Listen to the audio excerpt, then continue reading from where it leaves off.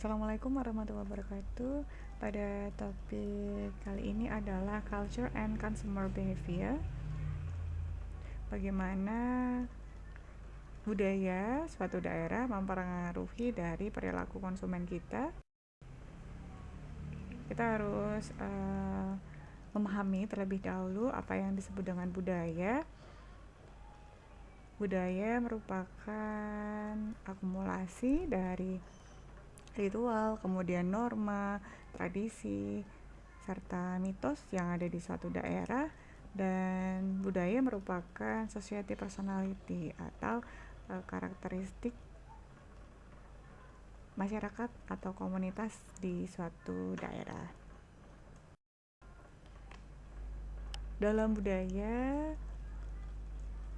pengaruh antara produk dengan suatu daerah ini akan muncul. Para pemasar berusaha untuk mendesain memasarkan produknya sesuai dengan kebudayaan masing-masing agar produknya ini diterima. Misalkan di Indonesia, McDonald ini disajikan dengan nasi putih ya, jadi ayam goreng dengan nasi putih. Selain ada kentang goreng. Kemudian di kota lain ataupun negara lain, misalnya di Amerika tidak menyediakan nasi putih. Kemudian di Malaysia, kalau Malaysia McD ini dilengkapi dengan nasi lemak bukan nasi putih kalau di sana. Kemudian soto Kudus.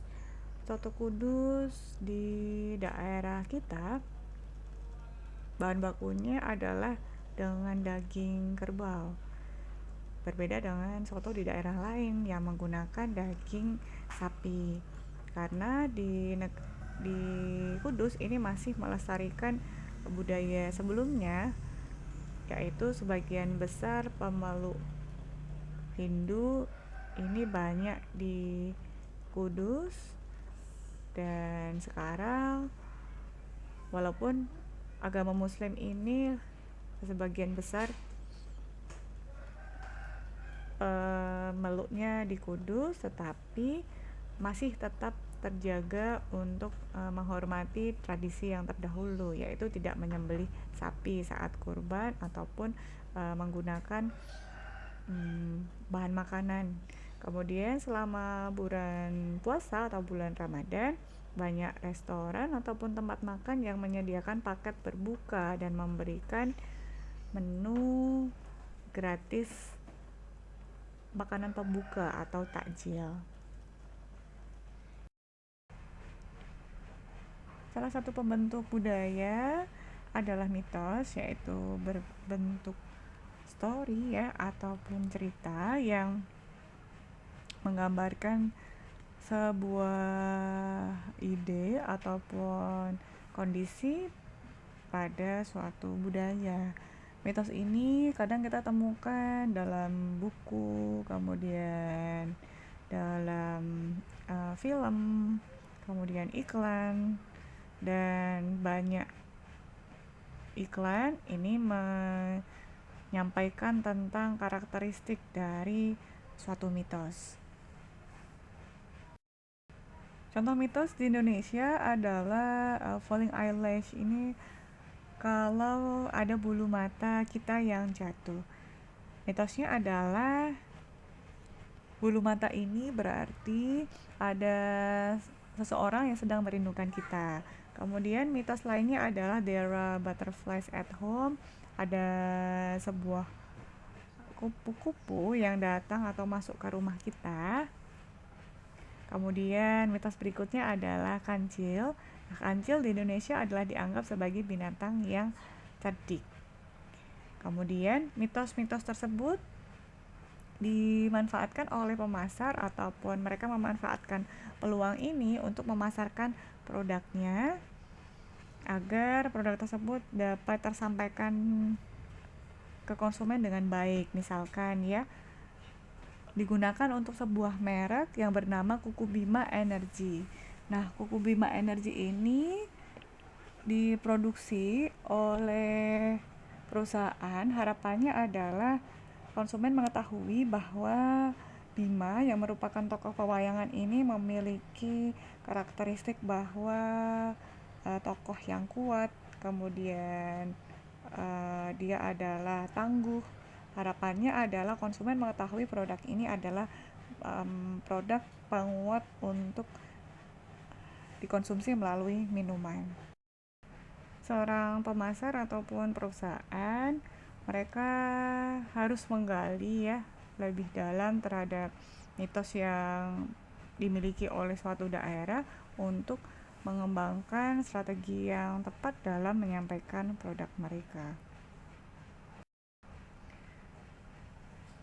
Bagian berikutnya di dalam budaya adalah ritual. Ritual merupakan serangkaian aktivitas yang berhubungan dengan persiapan beberapa perlengkapan, dan aktivitas ini bersifat periodik atau berkala dan dilakukan secara berulang. Kemudian bentuk ritual contohnya adalah pesta pernikahan. Pesta pernikahan ini masih dilengkapi dengan lilin, kemudian kue tart ataupun balon. Kalau di Jawa, kue tart bisa diganti dengan nasi tumpeng misalnya ya. Kemudian ritual ini digunakan pemasar untuk menyampaikan produknya. Contoh untuk produk berlian ya, diamond product. Pemasar ini menggunakan tema pesta pernikahan untuk membuat setting bahwa seorang mempelai pria memberikan produk berlian ini kepada calon mempelai wanita. Nah, ini dimanfaatkan oleh pemasar untuk meningkatkan penerimaan dari produk yang akan disampaikan kepada konsumen.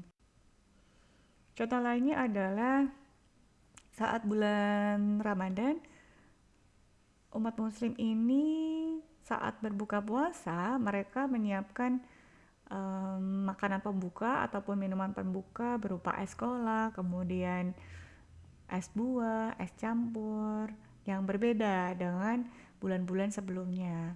Walaupun tidak ada pedoman yang harus dilakukan antara buka puasa ini dengan es ataupun minuman yang berisi ya, yang terdapat beberapa makanan ataupun bahan-bahan di dalam minuman tersebut. Dan pedoman yang ada adalah saat berbuka ini harus dengan yang manis.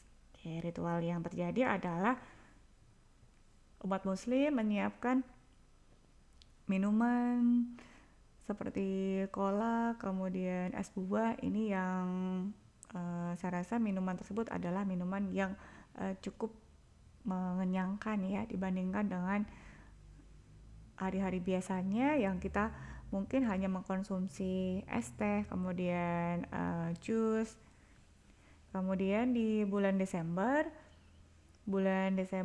bagi konsumen yang merayakan Natal, mereka akan melengkapi tempat tinggalnya, rumahnya dengan aksesoris-aksesoris Natal.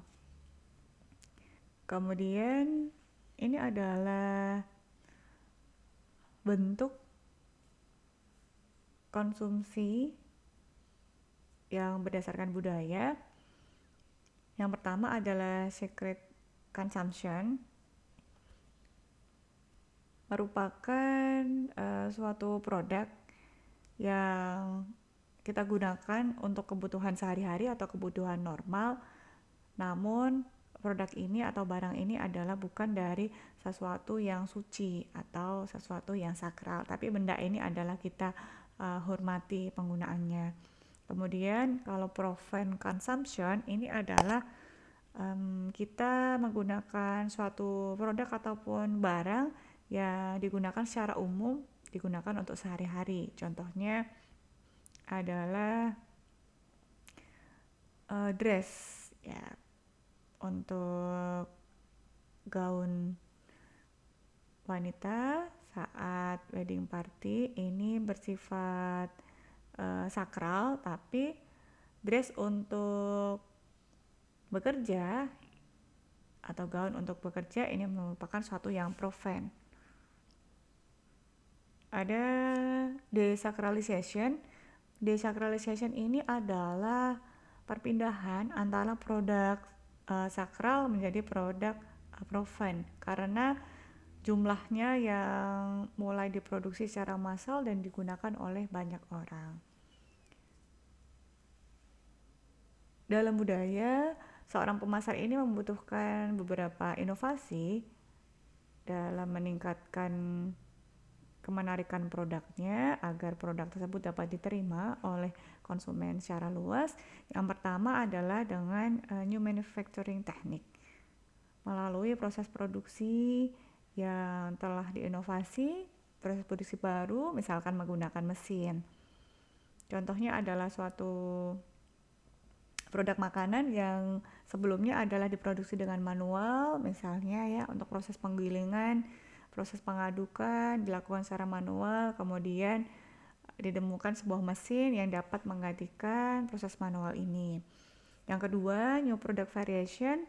Perusahaan membuat produk baru ya, variasi baru untuk meningkatkan dari kebutuhan konsumen dan keinginan konsumen dapat terpenuhi dari produk mereka. Kemudian new way to deliver product. Untuk penyampaian produk, mungkin dulu suatu produk kita harus mendatangi sebuah toko atau retail secara offline untuk mendapatkan produk yang kita butuhkan, produk yang kita inginkan. Tetapi sekarang kita bisa mengakses untuk mendapatkan produk melalui marketplace, kemudian pengirimannya adalah melalui jasa ekspedisi. Kemudian langkah berikutnya untuk inovasi adalah new way to package product. Kemasan produk. Kemasan produk ini adalah dibuat semenarik mungkin untuk menarik minat konsumen. Kalau dulunya misalnya hanya kemasan plastik, kemudian berikutnya adalah dengan kemasan kardus seperti hampers. Inovasi terdiri dari 3 jenis. Yang pertama adalah continuous innovation atau inovasi berkesinambungan. Pada continuous innovation ini terjadi perubahan kecil ya, sehingga menimbulkan kebiasaan yang sedikit. Dampaknya ini hanya sedikit, minor change terhadap konsumsi yang dilakukan oleh konsumen. Misalnya Pizza Hut dengan varian baru. Sebelumnya untuk basic atau rotinya ini sama, kemudian perbedaannya adalah toppingnya. Misalkan topping tuna, topping cheese. Kemudian bentuk yang kedua adalah dynamically continuous innovation. Inovasi dinamis yang berkesinambungan. Pada inovasi ini terjadi perubahan yang besar terhadap perilaku konsumen kita dalam mengkonsumsi produk. Contohnya ya, kalau dulu Samsung ini memproduksi produk-produk elektronik pada awalnya, sekarang mulai mengembangkan produk handphone. Yang ketiga adalah discontinuous innovation, inovasi yang terputus. Inovasi terputus merupakan bentuk inovasi yang paling besar memberikan dampak kepada kehidupan konsumennya. Misalnya ya, kalau dulu kita belum mengenal internet, kemudian sekarang untuk berbagai aktivitas ini mereka ataupun kita mengalami berbagai kemudahan atau bisa memanfaatkan dari internet. Kemudian komputer dulu dalam bentuk PC, sekarang kita menggunakan laptop. Ini yang akan mengubah lifestyle dari kehidupan masyarakat. Kalau kita buat tingkatan, bentuk-bentuk inovasi ini yang paling rendah adalah continuous, kemudian berikutnya adalah dynamically continuous, yang terakhir adalah paling besar discontinuous atau inovasi terputus. Oke. Budaya global terhadap konsumen ini memberikan beberapa dampak. Misalnya dari merek yang masuk ke suatu daerah, kemudian barang-barang yang dikonsumsi, kemudian bintang film, selebriti, ataupun brand endorse. Ini adalah yang terjadi terkait kebudayaan global yang masuk ke kita. Contohnya untuk saat ini budaya Korea ini melalui lagu, kemudian produk-produk skincare juga mulai masuk ke negara kita di Indonesia, dan untuk celebrity endorse ataupun bintang iklan juga mulai beberapa produk menggunakan dari selebriti ataupun boyband Korea. Seorang pemasar bisa saja sukses untuk memasarkan produk ataupun menyampaikan produk ke konsumennya di suatu daerah, namun di daerah lain mereka belum tentu menggunakan cara yang sama karena belum tentu antara satu daerah dengan daerah lain ini memiliki budaya yang sama. Maka seorang pemasar atau perusahaan membutuhkan strategi tertentu dan harus memahami bagaimana kondisi budaya yang dimiliki oleh komunitas suatu daerah ataupun konsumen di sebuah daerah. Oke, terima kasih. Semoga bermanfaat. Wassalamualaikum warahmatullahi wabarakatuh.